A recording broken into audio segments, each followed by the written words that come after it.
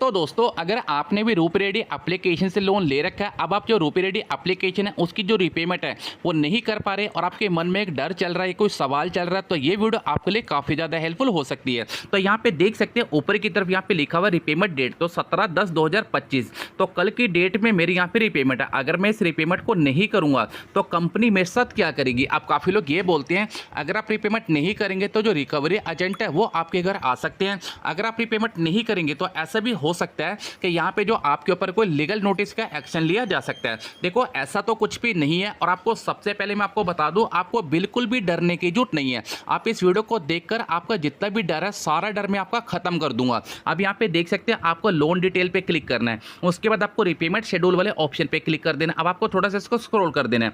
अब यहाँ पे जो पहली इंस्टॉलमेंट थी वो मैंने यहाँ पे टाइम पे कर दी क्योंकि भाई मेरे पास पैसे थे।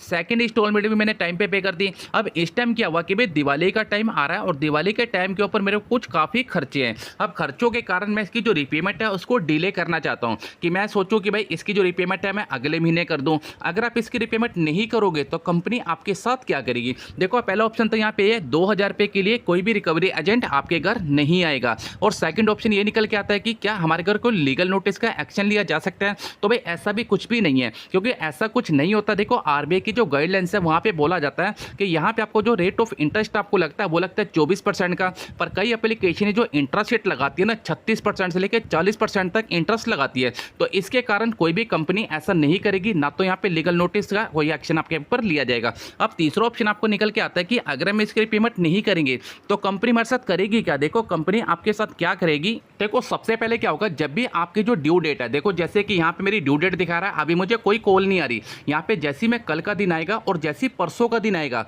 तो यहाँ पे कंपनी मेरे पास काफ़ी सारे फोन कॉल्स करेगी और मुझे यही बोलेगी अगर आप इसकी रिपेमेंट नहीं करोगे तो आपका जो सिबिल स्कोर है वो खराब हो जाएगा। अब देखो ऐसे में क्या होता है, जो हमारा सिबिल है ना, जब हम लोन के लिए अप्लाई करते हैं तो सबसे मेन सिबिल मायने रखता है। अगर हम इसकी रिपेमेंट नहीं करेंगे, अगर हमारा सिबिल स्कोर काफ़ी अच्छा है तो भाई ये जो कंपनी है ना आपका जो सिबिल स्कोर है वो थोड़ा सा खराब कर देगी। हो सकता है कि आपका जो सिबिल स्कोर है वो 600 भी हो सकता है और ऐसा भी हो सकता है कि 500 भी हो सकता है, पर इतनी जल्दी आपका जो सिबिल स्कोर है वो जल्दी से डाउन नहीं होता। अगर जल्दी से डाउन हो भी जाता है ना, मान लो आपने इसको डिले कर दिया 5 महीने के लिए या 6 महीने के लिए, उसके बाद क्या होगा कि जब आप किसी भी एप्लीकेशन पे लोन के लिए अप्लाई करोगे ना तो आपका जो सिबिल स्कोर है भाई वो खराब हो जाएगा। खराब होने के कारण आप किसी भी एप्लीकेशन पे लोन के लिए अप्लाई करोगे तो वहां से भी आपको लोन नहीं मिलेगा। तो बस यही कंपनी कर सकती है। देखो काफ़ी लोग क्या करते हैं, डर जाते हैं अगर हम किसी एप्लीकेशन की रिपेमेंट नहीं करेंगे तो भाई ऐसा तो नहीं होगा कि यहाँ पे अगर मैं रिपेमेंट नहीं करूँगा और दूसरा ऑप्शन निकल के आएगा कि यहाँ पे देखो यहाँ पे जो मुझे लोन मिला था वो मिला था 6 महीने के लिए।